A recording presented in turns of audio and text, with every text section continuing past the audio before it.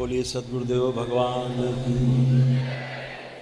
गुरु माता की, भगवान भोलेनाथ की, माता कामाख्या की, सभी संतों की, गौ माता की, बोलिए सच्चे दरबार की, करौली शंकर महादेव धाम की, गंगा मैया की, हर हर महादेव।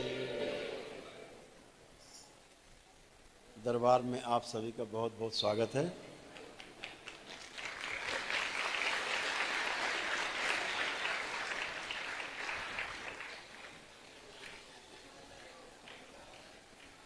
आज पूर्णिमा के इस पावन दिवस पर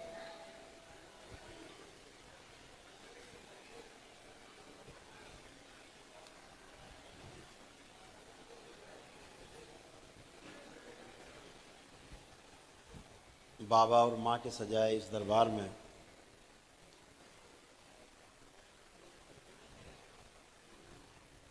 उस पहली सीढ़ी पर कदम रखने पर आप सभी का बहुत बहुत स्वागत है, जिसका आपको जन्मों से इंतजार है।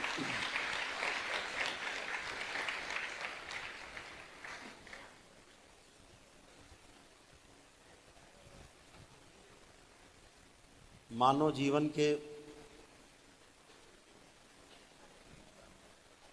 कुछ लक्ष्य हैं। दो तरह का चुनाव आपके सामने रहता है अपने जीवन में, तीसरा रास्ता नहीं।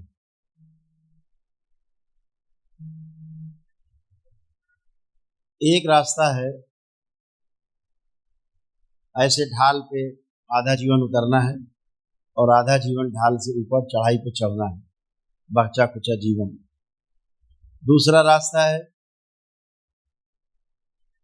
पहला आधा जीवन यात्रा चढ़ाई करनी, फिर बाकी का बच्चा जीवन आधा सरकना है नीचे। अक्सर लोग जवानी में चुनना चाहते हैं सरल जीवन, ढलान वाला। आधी शरीर यात्रा ढलान पे उतर गए, आराम से लौटते चले गए, खाते पीते मौज करते। और जब शरीर में शक्ति नहीं बची तो चढ़ाई है, इसके बाद आधा जीवन यात्रा चढ़ नहीं पाते। बिरला ही होता है जो चढ़ पाता नहीं, बीच रास्ते में ढोलने के नीचे आ जाता। और जो अपनी जवानी में और जीवन यात्रा के पहले आधे चरण में चढ़ाई का यात्रा चुनते हैं, चढ़ाई के लिए यात्रा शुरू करते हैं, वो पथ चुनते हैं। पहले चढ़ना है जीवन के आधे हिस्से में, फिर उतरने वाला हमारा रास्ता मिलेगा ढाल वाला, जिसमें शक्ति नहीं लगानी।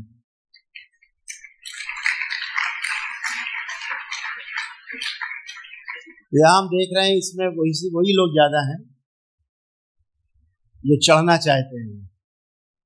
तमाम नवयुवक बच्चे बहुत भाग्यशाली हैं, दोनों तरह के लोग हैं, लेकिन वो ज्यादा हैं जिन्होंने चढ़ने का रास्ता पहले चुना है, चढ़ाई का रास्ता पहले चुना। आधा जो भाग हो कम होगा। फिर जैसे आदमी सोचता है ना कि पहले खूब कमा ले, अच्छे से पैसा जमा कर ले, बुढ़ापा आराम से कटेगा, खूब श्रम करता है, खूब श्रम करता है। कुछ होता है कि खूब धान ने रखा है, माता पिता ने दिया हुआ है, अरे पहले मौज करते खाते, जब नहीं होगा तब देखा जाएगा, बेचारे फंस जाते। तो आप सब बहुत सौभाग्यशाली है, परम सौभाग्यशाली है, जिन्होंने अपनी जवानी में जीवन यात्रा आदि होने के पहले ही इस रास्ते को चुना है कि पहले चढ़ाई चढ़ेंगे, प्रयास करेंगे, सारा श्रम करेंगे, सारे उपक्रम करेंगे, सारे हम पराक्रम करेंगे और फिर हासिल करेंगे। उसके बाद ढलान वाले यात्रा पे आराम से चलेंगे।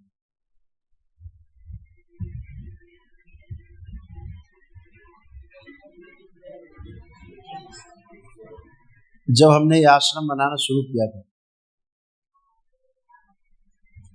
तो हमारे मित्र लोग कहते थे, हमारे जो साधक मित्र थे वो भी कहते थे, क्या पागलपन है, अरे फैक्ट्री लगाते, मिल लगाते, कोई बड़ा कारखाना लगाते, अभी से आश्रम, अभी तो ठीक से जवानी भी नहीं आई, अभी आश्रम। पागल है। जब आपको आपके चलते हुए रास्ते में अगल बगल वाले खड़े लोग बोलने लगे पागल जा रहा है, समझ लेना बिल्कुल सही रास्ते पे जा रहे हो, एकदम सही रास्ता। ये अनुभव है मेरा निजी। इस रास्ते पर चले और लोग कह रहे पागलपन है इसका, पागल है ये, बस समझो एकदम सटीक रास्ता, और गति पकड़ लो और स्पीड बढ़ा लो।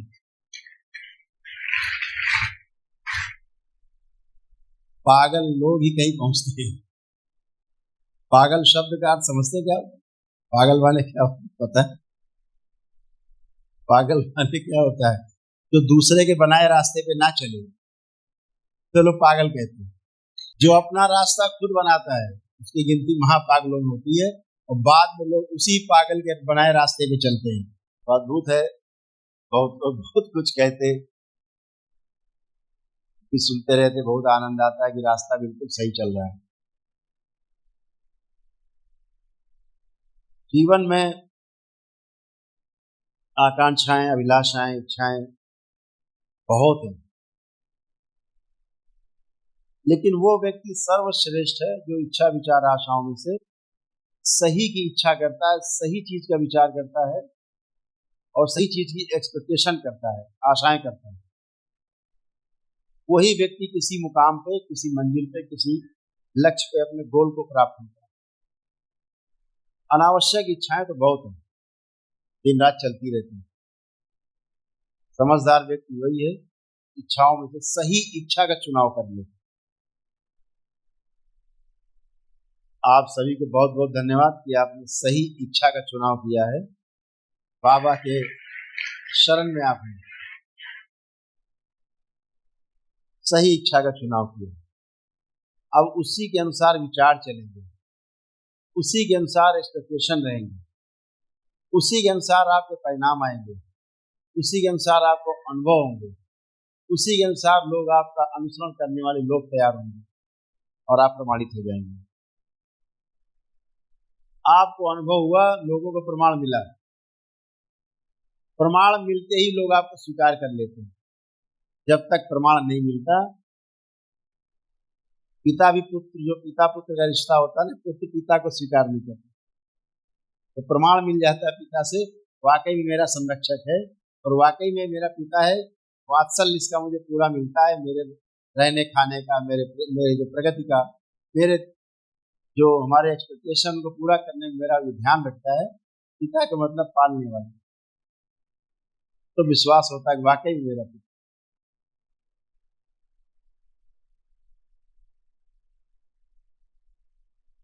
तो जो सही की इच्छा आपने की, इसके लिए आप सभी को वाकई में बहुत बहुत बधाई, बहुत शुभकामनाएं कि आप सही इच्छा का चुनाव किया।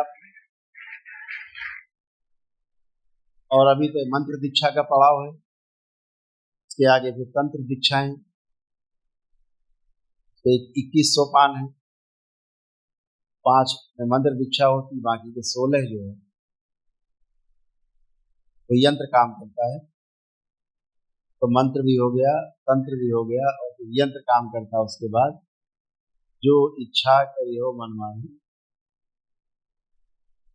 प्रभु कृपा दुर्लभ बनाए, इच्छा से चलता है।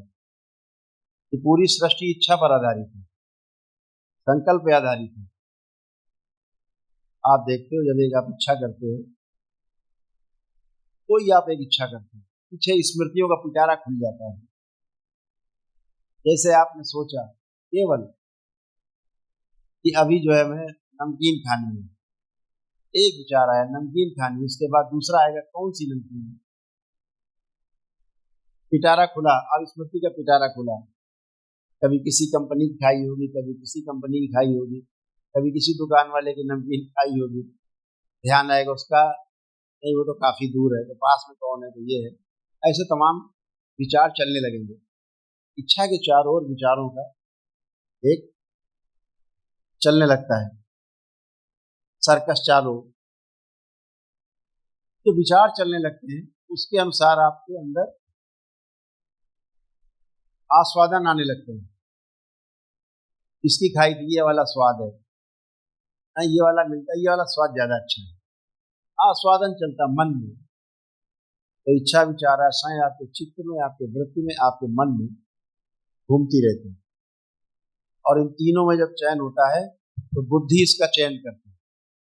इसका चयन बुद्धि करती है बाद में, कौन सा ठीक है, चलो कोई बात नहीं, वो दूर है कोई बात नहीं, ये पास में ये वाला ले आओ, जिससे खा लेते हैं, आज यही खा के चलो। लेकिन आपका जितना भी चुनाव है वो आपकी पिछली स्मृतियों के आधार पर है। फला दुकान की नमकीन आई थी बहुत खराब थी, वहां से मत लाना, स्मृति पड़ी पीछे। शादी का एक कार्ड आता है, फला के यहाँ शादी जाना है, आप कार्ड देखते हो, अच्छा अरे बकवास आदमी है ये, खुल गया पिटारा पीछे। स्मृतियों का पिटारा खुला, इसने ये गड़बड़ किया था, इसने वो गड़बड़ किया था, इसने ऐसा किया था, इसने वैसा किया था। अरे इसके यहाँ नहीं जाना, टाइम फालतू नहीं, व्यवहार भिजवा दो, जाओ मत। किसी अन्य का कार्ड आता है, फ्री है, आपका स्मृति खुलता है पिटारा, अरे ये तो हमारे बहुत क्लोज है, हमारी फला जगह मदद की थी, हमेशा हमारे साथ खड़े रहे, हमेशा हमारे साथ में रहे, और बहुत अच्छे आदमी, लोगों की मदद करते, सज्जन आदमी, हाँ इसके यहाँ जाना है। कैसे चुनाव किया, पीछे पड़ी स्मृति। आप अपनी स्मृतियों के आधार पर ही चुनाव करते हैं। ध्यान रखो, ये जो मंत्र दीक्षा आप ग्रहण करने जा रहे हो ये अनायास नहीं है, इसके पीछे भी स्मृतियां पड़ी थी आपके पूर्व जन्मों की, जिसके आधार पे आपने चयन और आस्वादन के आधार पर चुनाव किया है कि बाबा से मंत्र दीक्षा लेके बाबा के शिष्य बनना। बिना स्मृतियों के कुछ भी नहीं, स्मृतियों के आधार पर ही हम चुनाव करते हैं। कोई भी चुनाव, अच्छा हो या बुरा हो, चुनाव हमारा स्मृतियों के आधार पर है, दूसरा कोई रास्ता नहीं। स्मृतियां हमारे जीने का आधार हैं। स्मृतियां हमारे जीवन यात्रा को सुगम भी बनाती है और दुर्गम भी बना देती है। स्मृतियां हमें अच्छा भी रखती है, स्मृतियां हमें खराब भी कर देती है। स्मृतियां अच्छा स्वास्थ्य देती है और स्मृतियां खराब बीमारी भी देती है। तो स्मृतियों के आधार पर आपने चुनाव किया है कि हमें अब बाबा के भक्त से बाबा का शिष्य बनना है। दरवाजा आपका खुला, आपका रास्ता खुला, और बाबा के आलिंगन में आप सब एक साथ समाये हुए हो अपनी अपनी स्मृतियों के आधार। तो आप सभी का बहुत बहुत पुनः स्वागत। इस निर्णय में दरबार आपके साथ है, जिसलिए आपने मनुष्य योनि में जन्म लिया, उसमें आपका स्वागत है। और सभी को शुभकामनाएं कि आप आगे बढ़ सके, जिसके लिए आपने जन्म लिया है, और आगे जा सके, तंत्र दीक्षा में भी जा सके, और 21 लेवल तक आप उसको पार कर सके और पूर्ण हो सके। जैसे कि बाबा पूर्ण गुरु के सानिध्य में ही, जैसे बाबा है माँ है, तो पूर्ण गुरु के सानिध्य में ही आप पूर्ण हो सकते हैं, अन्यथा पूर्ण होने का कोई उपाय संसार में उपलब्ध नहीं, अपूर्णता ही रहेगी। हर व्यक्ति, हर संगठन, हर समुदाय, राष्ट्र और सारे संगठन मिलकर कुछ ना कुछ अच्छे अच्छे काम कर रहे हैं। सबका शुभ करने का ही लक्ष्य है, शुभ करना ही सबका लक्ष्य है। ये अशुभ कहां से हो जाता है? हर साल रावण मारा जाता है, ये पूरे साल रावण जिंदा कैसे रहता है? आवश्यकता उस रावण को जलाने की नहीं है जिसे आप मनोरंजन के रूप में जलाते हैं, तो वो केवल मनोरंजन ही रह जाता है, उसके पीछे दिखता कुछ नहीं। असल में जो आवश्यकता है वो सबसे बड़ी ये है, जो रावण बन के बैठे उन्हें ही नहीं पता कि वो रावण है, उन्हें नहीं पता है, रावण को भी नहीं पता था कि वो रावण है। अगर ये पता होता कि इतनी बदनामी मिलेगी रावण को, तो सीता हरण ही नहीं करते बेचारे, सीता हरण नहीं करते। हर आदमी हर काम को अच्छा मान के करता है। ये मनुष्य जाति की सबसे बड़ी एक, कह लीजिए कि बीमारी कह लो, और चाहे उसकी आदत कह लो। चोर भी चोरी करता तो जस्टिफाई किए रहता है उसको, इसके यहाँ चोरी करेंगे, इसने सबका माल मारा है, बहुत इसने चूसा है लोगों, इसी के यहाँ चोरी करते हैं, जस्टिफाई किए हुए कि ये आदमी डकैती डालता सबके यहाँ, इसके हम चोरी करेंगे, तो इसके यहाँ चोरी करना अपराध नहीं है, अपने अपने हिसाब से जस्टिफाई किए रहता है। ये जो जस्टिफिकेशन है कहां से आता है? ये परिस्थितियां नहीं है जो जस्टिफाई करता है आदमी, ये स्मृतियां हैं जिसके आधार पे आदमी अपने आप को जस्टिफाई किए रहता है, गलत को भी सही मान के गलत काम करता रहता है, जीवन भर गलत काम करता है और सही मान के करता है। ऐसा कोई आदमी नहीं मिला हमें आज तक जो गलत काम को गलत मान के करता रहा हो, कर ही नहीं सकता। गलत काम को सही मान के करना ये मनुष्य का स्वभाव बन गया है, क्योंकि मनुष्य का स्वभाव ये बिल्कुल भी नहीं है। मनुष्य का स्वभाव है सही को मानना, मान करके जांचना और जांच करके अपने आचरण में लाना। आ ही जाएगा आचरण में, जांचता है, असली स्वभाव तो ये है। लेकिन स्मृतियां उसको जांचने नहीं देती, स्मृतियां उनको सही का ज्ञान नहीं होने देती, फिर आदमी गलत ही करता रहता है। मेरे सामने कितने लोग रोज आते हैं, पति पत्नी झगड़ा करते हुए आते हैं, माता पिता बच्चों में तनाव देखते सामने रहते हैं, कैसे कैसे जीते हैं लोग, जी नहीं पाते। आप सब उन चीजों से निकल के आए हैं। जैसे स्मृतियां नष्ट होती हैं, आपसे अच्छा बच्चा कोई नहीं, आपसे अच्छा माता पिता कोई नहीं, आपसे अच्छा पति पत्नी कोई नहीं, तो सारी स्मृतियों के आदमी दास हैं। स्मृतियों के कारण, ये खराब स्मृतियों के कारण, जो खराब स्मृतियां हैं उनके कारण हम समस्या में ग्रस्त रहते हैं और उल्टे सीधे काम करते रहते हैं और गलत को सही मान के करते रहते हैं। जिस दिन ये स्मृतियां नष्ट होती हैं और आप होते हो सिर्फ, तो आप डिसीजन ले पाते हो कि नहीं ये सही है और ये गलत है, फिर आप सही का चुनाव करते हो और सही रास्ते पर चलते हो। जैसे आपने अपने को बाबा से मंत्र दीक्षा के लिए अपने को तैयार किया, सही की इच्छा का चुनाव किया, तो ये सही की इच्छा का चुनाव तब कर पाए आप जब गंदगी गई, स्मृतियां नष्ट हुई।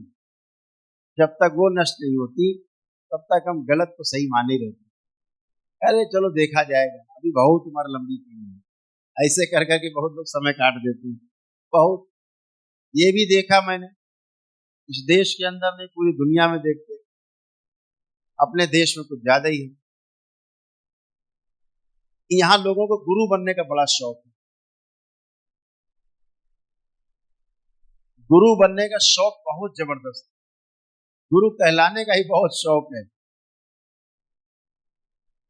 शिष्य बनने नहीं चाहता कोई,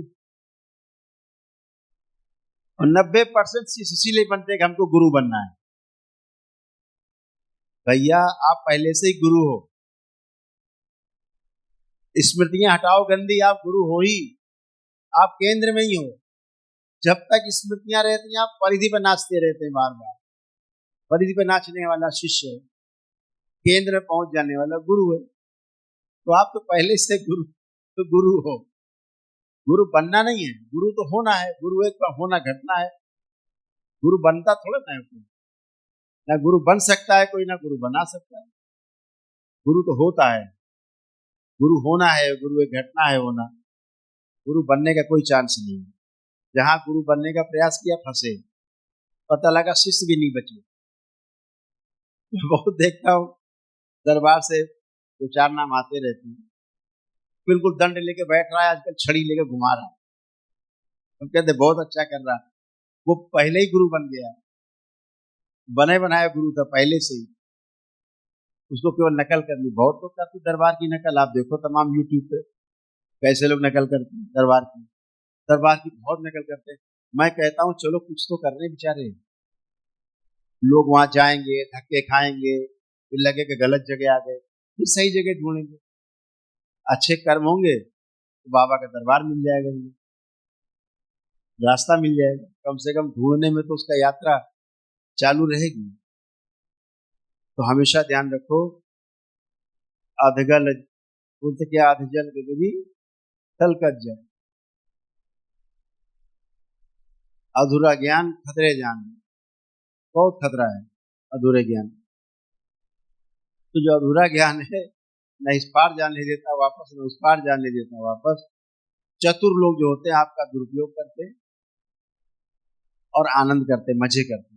बहुत लोग हैं, उनका दिन भर देखो यूट्यूब पे भाषण आ रहा है, उनका मुंह नहीं बंद हो रहा है, बोल रहे हैं मेरे 20 रोग हैं, 25 रोग हैं, मरे जा रहे हैं, लेकिन मुंह नहीं बंद हो रहा। जो मर्जी परोसे जा रहे हैं, बोले जा रहे हैं, बकर बकर बकर बकर दिन भर। भैया मुंह में क्या नहीं इनको दिक्कत हुई आज तक, मुंह में दिक्कत नहीं होती, बाकी सब में दिक्कत है। हार्ट फेलियर है, किडनी फेलियर है, लीवर जा रहा है, पेंक्रियास जा रहा है, सब कुछ डैमेज हो रहा है, लेकिन बक बक बक बक बक बक नहीं बंद हो रही है, उल्टी किए जा रहे हैं और लोग ताली बजाए जा रहे हैं, क्योंकि ताली बजाने वाले खाली बैठे हैं, उनका काम ताली बजाना है। कुछ भी बोले। एक हम कथा सुनते थे यहाँ जेके मंदिर में, कुछ जरा सी कोई बात बोलते थे, जरा सी एक लाइन बोले तो ऐसा ऐसा हुआ, राधे राधे राधे राधे राधे राधे, मुझे बोले चिल्ला रहे लोग। फिर वहां गए, राधे राधे राधे। भैया उनको बात तो करने दो यार, पूरी हर बात पे। कुछ लोग है तो साथ में ढोल के साथ मजीरा बोझता ना, बगैर मजीरा के ढोल भी काम नहीं आता, मजीरा चंग चंग चंग चंग चंग कैसे ही बज रहा। एक सुनने जाते थे, उनका कोई बात करें तो हर चीज तकिया कलाम है। तकिया कलाम सुना है कैसे होता है? तकिया कलाम मालूम क्या होता है? नहीं। तकिया कलाम ऐसे होता है, हमारे एक मिलने वाले मित्र अक्सर आते थे तो उनकी हर बातचीत में होता था, हम वहां गए थे, समझे मतलब है जो की, फिर हम हमको मिल गए, मतलब है जो की, अभी बात हुई चाय पिलाए, बड़ा मजा है, मतलब है जो की। तो उनका जो मतलब है जो की जो है, हर वाक्य में 2-3 बार आता था। तो हमने उनसे एक बार पूछा, अरे भैया ये जो मतलब है जो की अगर हटा दो तो उसकी जगह और कुछ भी आ सकता है। तो बड़े बेचारे नाराज हो गए हमसे, बोले हम तो कुछ बोलते नहीं है सर। अच्छा, हमने कहा तो ठीक, बेहोशी बोल रहे, वो कह रहे हैं हम तो बोलते ही नहीं, वो बेहोशी बोले जा रहे। तो मतलब है जो कि एक सज्जन आते थे, बोलते थे देखो है, हम वहां चले गए, देखो है, वहां मिला, बातें नहीं किया, देखो। तो अब उनकी तरफ देखो, बार बार बार बार देखे क्या दिखा रहे, लेकिन उनका बेहोशी बोल, देखो। देखिए हमारे पड़ोस में एक बुआ रहती थी, क्या नाम था, राम श्री बुआ थी। महिलाओं से उनको बात करते, छोटे थे, सुनते थे, तो कहती बहनी कहो हाँ हाँ। तो हम सोचते थे कि सामने वाला हाँ तो कर ही नहीं रहा, तो हर बात बोलती, देखो काल तुम्हारा कुत्ता जो है हमारी चप्पल चुरा ले गया, कहो हाँ। हम सवेरे उठे, देखा 4 पैर में हमारी चप्पल नहीं थी, कहो हाँ।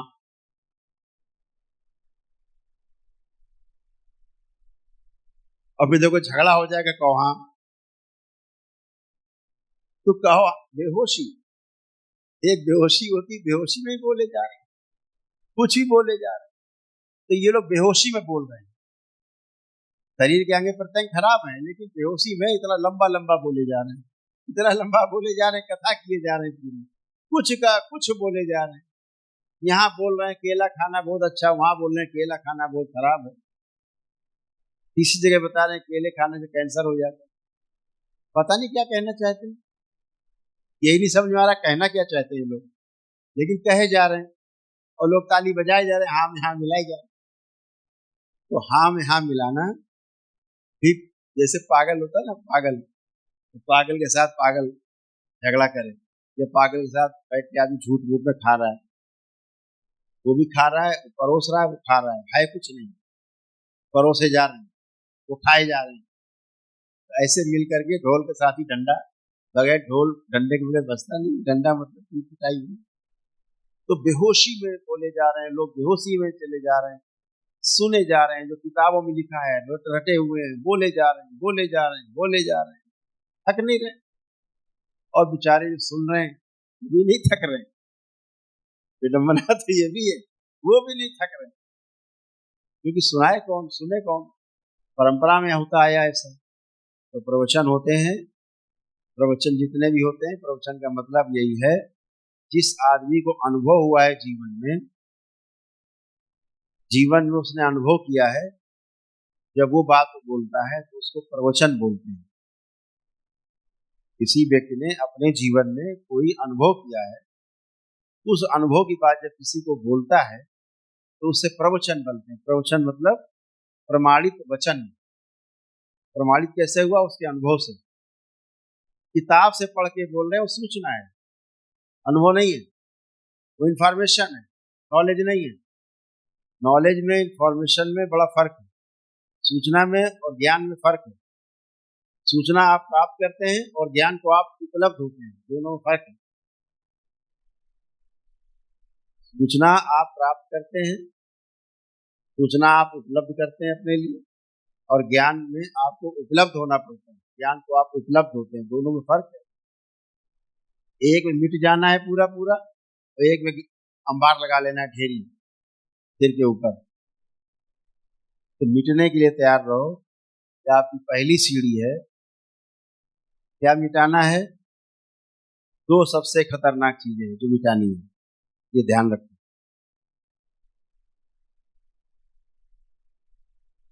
दो चीजें सबसे खतरनाक इस संसार में, कल हम बच्चों से चर्चा कर रहे हैं।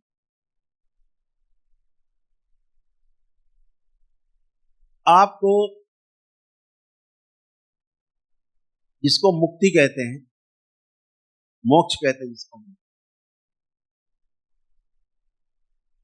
इस 84 लाख योनियों के जन्म मरण के बंधन से मुक्त हो। इस कलयुग में दो सबसे बड़ी खतरनाक चीजें हैं। अगर इनसे आप मुक्त हो गए तो मोक्ष आपका क्षण भर में, और इनसे मुक्त नहीं हुए आप तो ये मोक्ष आपके लिए सपने से ज्यादा कुछ नहीं।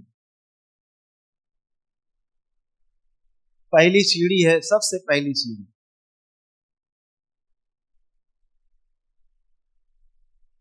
वो सीढ़ी है मोह की, मोह।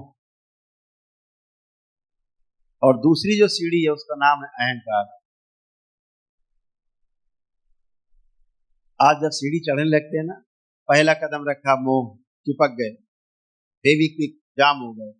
दूसरा है अहंकार, फेविक्विक जाम, अब आप कहीं के नहीं बचे, अब वहीं हिलते डुलते रहिए। आप आंख बंद करके हिलते रहो, आपको लगेगा कि आप यात्रा कर रहे हो हवाई जहाज। ये दो ये दो कदम शुरुआत की सीढ़ी में जो है लगा है ना फेविकोल, वो फेविक्विक लगा है, फेविकोल नहीं है, फेविक्विक। मोह और अहंकार का कलयुग के सबसे बड़े दोष। इनसे मुक्ति कैसे पाया जाए? कैसे मुक्ति पाएंगे मोह से और अहंकार से?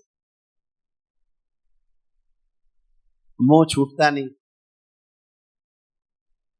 अहंकार बने रहता है। हम जो अपने कपड़े पहने रहते हैं ना, उसी का अहंकार बना रहता है। और तो छोड़ो, धन संपत्ति तो बाद में आएगी, अपने कपड़े का ही अहंकार रहता है, उसी में मोह रहता है ना। जिस दिन आप कपड़ा पहन करके भी अपने को वस्त्र विहीन देखने लगेंगे, उस दिन आप इन दोनों सीढ़ी से मुक्ति पा जाएंगे। ये ध्यान रखिए। छोटा सा सूत्र है, यहीं से शुरू करना।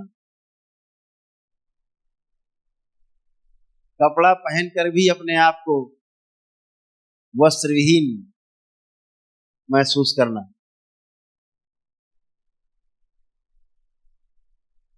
आपकी अहंकार की और आपकी मोह की परतें उधड़ जाएंगी जिस दिन आप इसे ठीक से देख पाए, इस भाव को आप स्थिर रख पाए, उसी दिन आप समझिए आप सही रूप में साक्षी हो जाएंगे, दृष्टा होने लगेंगे, और बहुत कुछ आप देखने समझ लेंगे। और जिस दिन अपने कपड़े पर मोह बना रहे, अहंकार बना रहे, मेरा कपड़ा उससे ज्यादा अच्छा है,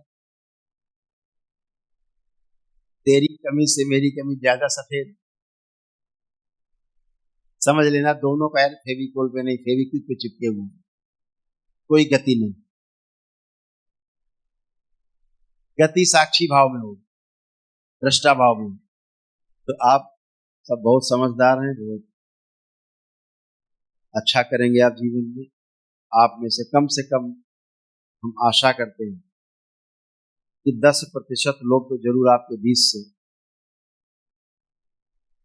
तंत्र के 21वें पावदान को टच करेंगे, प्राप्त करेंगे।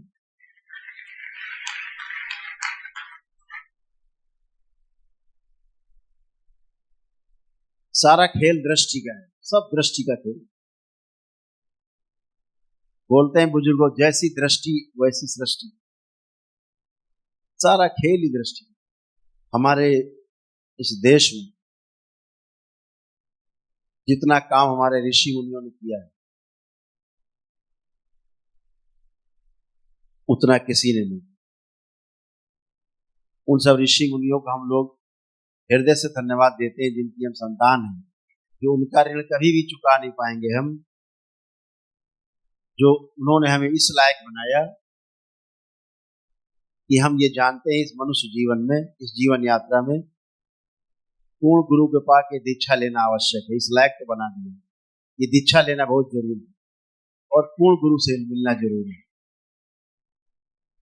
इस लायक तो बना ही दिया हमारे ऋषि मुनियों ने। बाकी सब अपने कर्म के आधार पर,